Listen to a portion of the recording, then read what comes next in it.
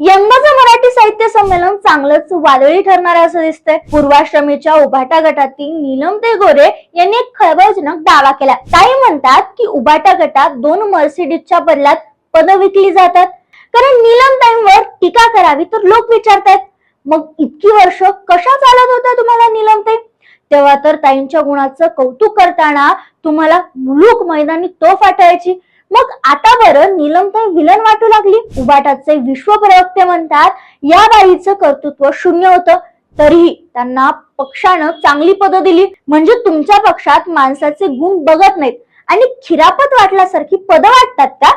बाकी इतरांचं माहित नाही, पण तुम्हाला बघून याच निकषाची प्रकर्षानं जाणीव होते. या निमित्तानं उबाटा गटातील लोकशाही पुन्हा एकदा समोर आली आहे.